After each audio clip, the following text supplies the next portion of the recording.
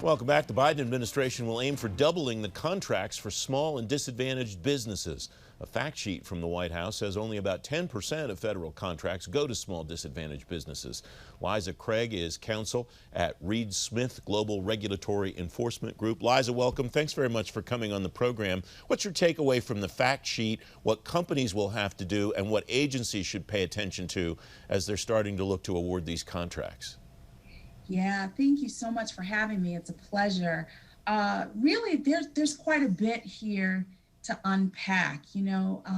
This pronouncement from the Biden administration really came on the centennial of the Tulsa Race Massacre.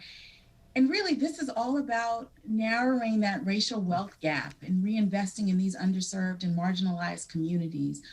Agencies are absolutely going to have to redouble their effort, focus on coordination so that they can roll out these programs that the Biden administration really wants to see that's going to pour this money into these communities.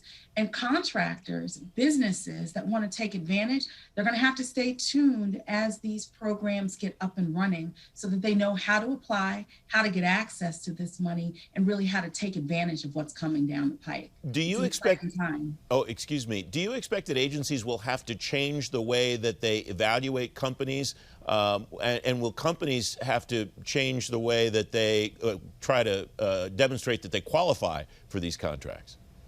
Yeah, no, I don't expect changes in that particular area. I mean, really, I think what President Biden is trying to do is say we're putting more money and more focus on getting companies that already qualify and that already are characterized as small, as marginalized, as from these disadvantaged communities.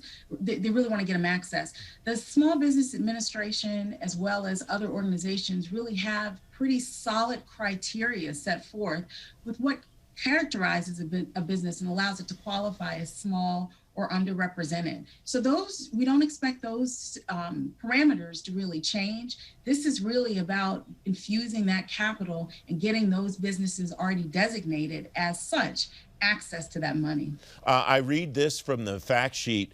Agencies will assess every available tool to lower barriers to entry and increase opportunities for small businesses and traditionally underserved entrepreneurs to compete for federal contracts. If I read between the lines, and please correct me if I'm wrong, Counselor, what I don't see is any impetus on any agencies to try to create new things. They're just supposed to evaluate what they already have and maximize what they already have. Am I reading that right?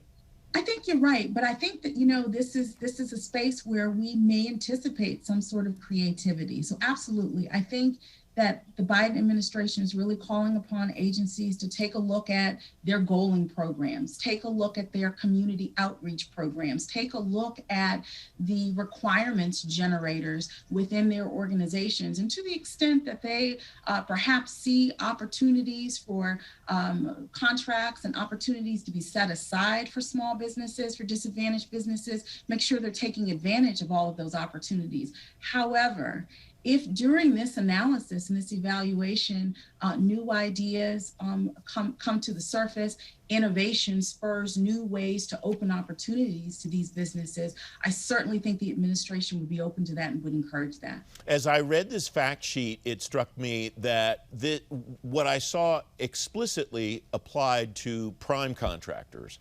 Is there something maybe implicit here on primes that are not disadvantaged businesses, that are not small businesses, to be more aggressive in reaching out to those companies potentially as subs? Yeah, well, absolutely. So we are talking about prime contracts here. And of course, that's the focus of this push with the fact sheet and what President Biden is doing. But remember that already many federal prime contracts contain small business requirements, contain small business subcontracting plans that actually encourage businesses, large prime contract businesses, to engage with small, disadvantaged, and minority-owned entities for everything from preference points during the solicitation process, and also to help agencies meet their goaling requirements during contract performance. So absolutely, prime businesses are going to continue to be incentivized to work with small businesses going forward. Would you expect maybe, Liza, to see something along the lines of this fact sheet that pertains to primes and the way they work with subs at some point in the future? I think it's possible. I think it's possible when we get a little bit further down the line. But as you know, the federal government has privity with its primes and usually takes a step back and allows its primes to deal directly with its subs as they so choose. So while I think that the federal government can direct and encourage things at the prime contract level, they really are going to stand back and allow the process to continue to work. But we should certainly expect to see this excitement about engaging on this level flow all the way down through the supply chain. What would you watch as implementation of this order moves throughout the agencies and moves throughout the industrial base? Yeah, I think that we need to continue to watch for policy. We need to continue to watch for statements coming out of organizations like the Small Business Administration. You know, they really are the federal administration that is tasked with taking on challenges to really support small businesses of all sorts. So we should continue to watch for statements from that agency about programs that are coming online, about reinvigorization of programs that already exist, and folks that are in line to receive these awards and take advantage of these contracts really need to stay plugged in so they can know where these opportunities are and make sure that they're in the best position to take advantage of them. Liza, Craig, thanks very much. It's great to have you on the program. It's a pleasure. Thank you.